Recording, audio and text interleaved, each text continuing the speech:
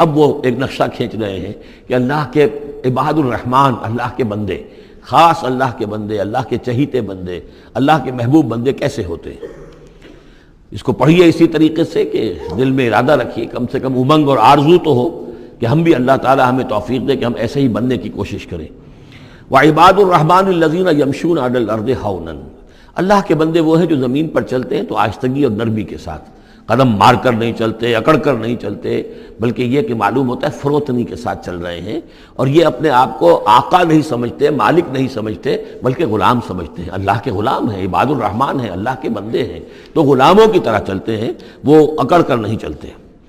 وَإِذَا خَاطَبَهُمُ الْجَاهِلُونَ قَالُوا سَلَامًا، ایک ان کا وصف یہ ہے کہ جب جاہل لوگ، اجڑ لوگ، مشتعل مزاج لوگ خام خواہ ان سے الجھنا چاہیں، بحث و مباحثے میں انہیں جو ہے وہ خام خواہ الجھانا چاہیں، تو وہ کہتے ہیں سلام، وہ الجھتے نہیں ہیں، بحث و تمہیز کے اندر نہیں۔ جب وہ دیکھتے ہیں کہ ایک شخص بحث پر اتر آیا ہے، وہ اب بات سمجھنا نہیں چاہتا، اس کے اوپر ضد جو ہے وہ مسلط ہو چکی ہے، تو اب خام خواہ اس کے ساتھ وہ الجھے رہنا، جس کو ہم کہتے ہیں ہمارے ہاں وہ پنجاب میں یہ سینگ پھنسا کر آدمی جو ہے وہ اپنا وقت ضائع کرے، اس کا بھی وقت ضائع کرے، کوئی فائدہ نہیں۔ میچور آدمی یہ کہ دیکھے اگر تو واقعی یہ بات سمجھنا چاہ رہا ہے تو سمجھائے، نہیں سمجھنا چاہتا، اس کی اصل میں نیت ہی نہیں ہے، تو پھر خام خواہ اس کے ساتھ الجھنے کا فائدہ نہیں۔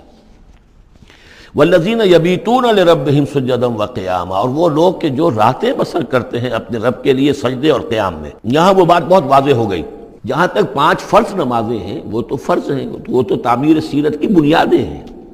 ان کی تو مداومت کرنی ہے۔ والذین یحافظون والذین هم علی صلواتہم یحافظون، لیکن یہ لوگ جو ہیں جن کے دل آشنا ہو گئے ہوں اللہ سے، اگر یہ اللہ کے ساتھ دوستی ہو چکی ہو، تو پھر یہ کہ رات کا وقت ہوتا ہے کہ جس میں وہ پھر بندہ اٹھتا ہے، کوئی دیکھ نہیں رہا ہے، لوگ سوئے ہوئے ہیں، کوئی ڈسٹربنس نہیں ہے۔ خیر ہماری تو آج کل شہری زندگی میں راتوں میں بھی ڈسٹربنس رہتی ہے، لیکن یہ کہ عام طور پر بہرحال دن کے مقابلے میں تو ایک سکون کی کیفیت ہوتی ہے، اس وقت اپنے رب سے راد و نیاز کی باتیں، کبھی اس کے سامنے کھڑے ہیں، کبھی سر بسجود ہیں۔ والذین یبیتون لربہم سجدا وقیاما والذین یقولون، اور وہ کہتے رہتے ہیں سب کے باوجود، ربنا اصرف عنا عذاب جہنم، اے رب ہمارے عذاب جہنم کو ہم سے پھیر دے، دور کر دے۔ یہ سورہ نور میں بھی ہم نے پڑھا تھا کہ وہ ساری شخصیت جو ہے بیان کرنے کے بعد وہ اس کے بعد بھی لرزاں و ترساں رہتے ہیں۔ یوما تتقلب فیہ القلوب والابصار، ڈرتے رہتے ہیں اس دن کے خیال سے کہ جس میں نگاہیں اور دل الٹ دیے جائیں گے قیامت کے دن سے۔ ان عذابہا کان غراما، یقیناً اس کا عذاب جو ہے وہ چمٹ جانے والی شے ہے۔ انہا ساعت مستقر و مقامہ، پروردگار وہ جگہ جہنم جو ہے یقیناً بہت بری جگہ ہے، مستقل قیام کے لیے بھی اور تھوڑی دیر کے لیے بھی۔ جو میں نے عرض کیا تھا کہ دنیا میں بری سے بری جگہ بھی جو ہے اس میں بھی آپ تھوڑی دیر کے لیے جائیں گے تو ریکریشن ہو جائے گی چینج کی وجہ سے، اور اچھی سے اچھی جگہ جو ہے اس میں بھی مستقل رہنا پڑے تو پھر اس کے اندر کوئی حسن اور کوئی جو ہے دلچسپی باقی نہیں رہے گی۔ تو اس کے بجائے جو جنت کا اور جنت کا تصور دیا جا رہا ہے، جنت اتنی اچھی جگہ ہے کہ مستقل طور پر رہنے کے باوجود اس کی دلچسپیوں میں، اس کی رعنائیوں میں کوئی کمی نہیں ہوگی، اور جہنم اتنی بری جگہ ہے کہ ایک لحظے کے لیے بھی کسی کا قدم وہاں گیا تو وہ اپنی پوری جو ہے سختی اس کے اوپر ظاہر کر دے گی۔ والذین اذا انفقوا لم یسرفوا ولم یقتروا وکان بین ذلک قواما، اور وہ لوگ کہ جو خرچ کرتے ہیں تو نہ تو وہ اسراف کرتے ہیں اور نہ ہی بخل سے کام لیتے ہیں، بلکہ اس کے بین اعتدال جو ہے واقعہ یہ ہے کہ دنیا کا مشکل ترین کام ہے، توازن اور اعتدال۔ ظاہر بات ہے یہ لوگ جو میچور ہیں، سمجھدار ہیں، اب ان کے ہاں یہ ہوگا کہ ان کے اس خرچ کرنے کے معاملے میں بھی اعتدال ہوگا۔ والذین لا یدعون مع اللہ الہا آخر،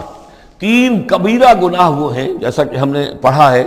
سورہ نساء میں بھی، ان تجتنبوا کبائر ما تنہون عنہ، تو بڑے بڑے گناہ وہ کون سے ہیں کہ جن سے اگر تم باز رہو تو باقی چھوٹے گناہ تو اللہ تعالیٰ جو ہے وہ معاف بھی کرتا رہے گا۔ اور ان میں سے سب سے بڑا تو 2 مرتبہ فرمایا شرک، اور شرک کے بعد پھر قتل ناحق اور پھر زنا، یہ 3 ہیں۔ قتل ناحق سے بھی در حقیقت تمدن کی جڑ کٹ جاتی ہے، اور زنا سے تمدن جو ہے وہ سنڈاس بن جاتا ہے، پھر اس کے اندر گندگی ہو جاتی ہے۔ تو اس حوالے سے یہ 3 چیزیں یہاں بیان کی جا رہی ہیں۔ والذین لا یدعون مع اللہ الہا آخر، وہ لوگ کہ جو نہیں پکارتے اللہ کے ساتھ کسی اور معبود کو۔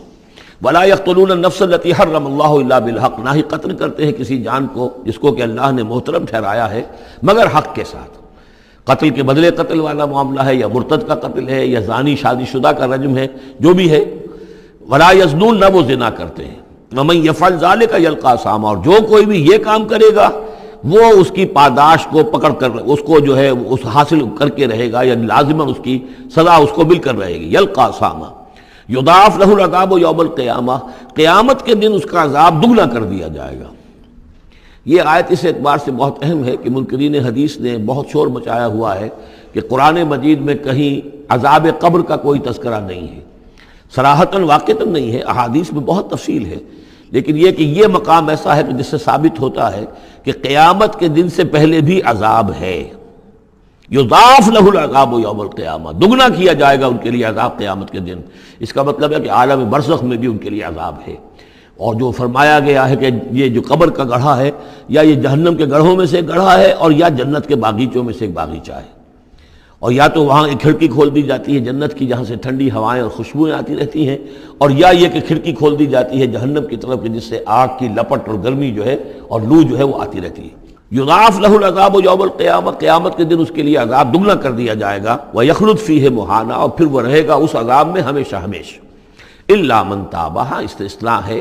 استثناء یہ ہے من تابہ، جو جس نے توبہ کر لی دنیا ہی کے اندر موت کے آنے سے پہلے پہلے، معلم یغرغر،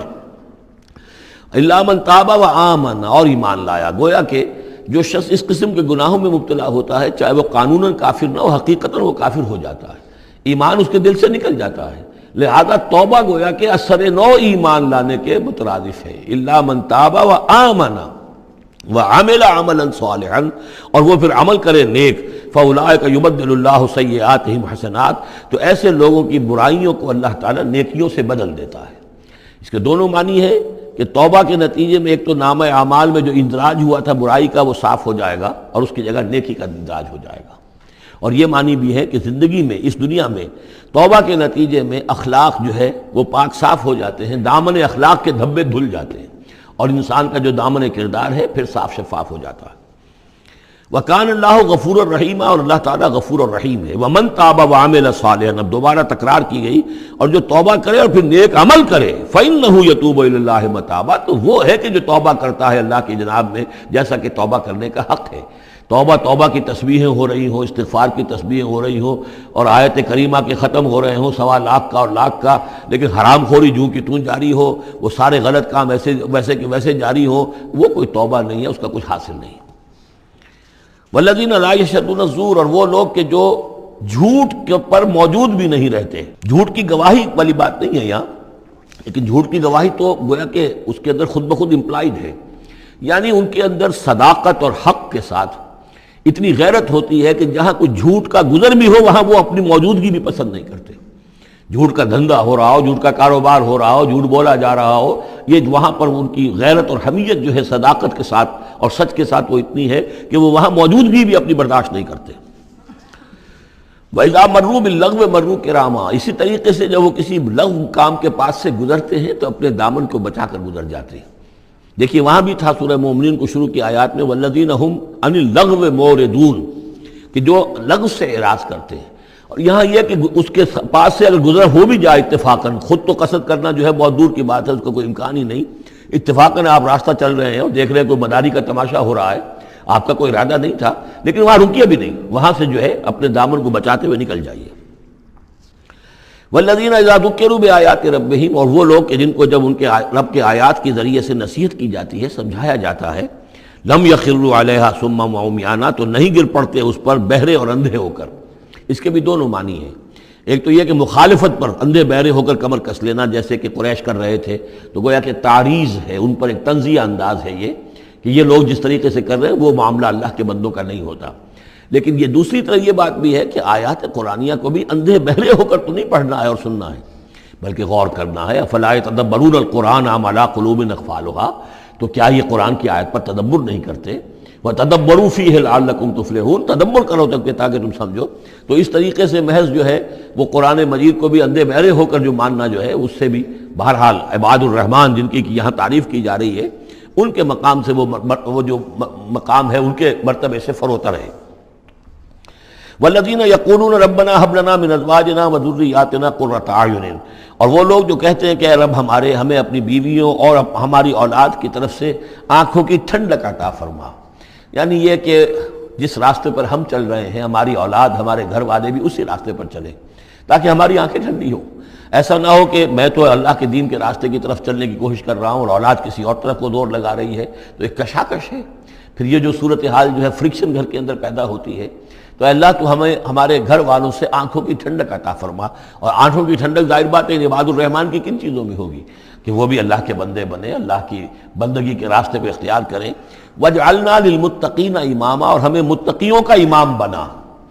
اس کا یہ مطلب نہیں ہے کہ امامت کی طلب ہے، بلکہ یہ کہ ہم خود امام ہیں۔ ایک شخص اپنے گھر کا سربراہ ہے، امام ہے،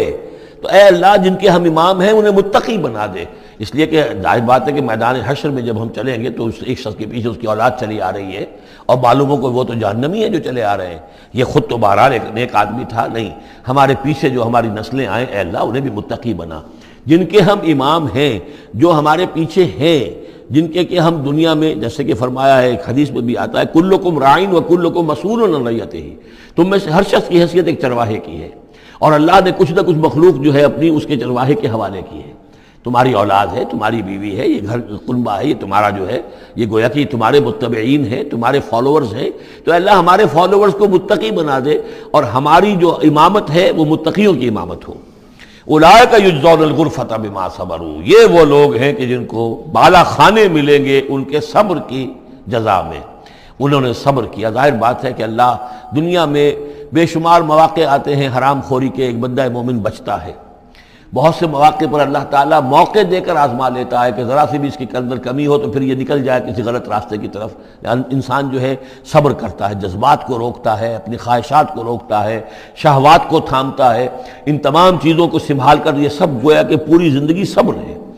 تو بما صبروا اولئک یجزون الغرفۃ بما صبروا، یہ وہ لوگ ہوں گے کہ جنہیں بدلے میں ملیں گے بالا خانے جنت کے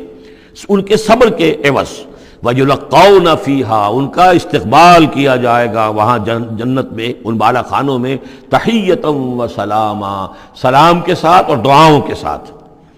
خالدین فیہا، وہ رہیں گے اس میں ہمیشہ ہمیش۔ حسنت مستقرا و مقاما، بہت ہی عمدہ ہے وہ جگہ، مستقر کے طور پر بھی، مستقل قیامگاہ کے طور پر بھی، اور مقامہ تھوڑی دیر کے لیے بھی۔ تو یہ گویا کنٹراسٹ ہے، جہنم کو فرمایا ساعت مستقرا و مقاما، اور جنت حسنت مستقرا و مقاما۔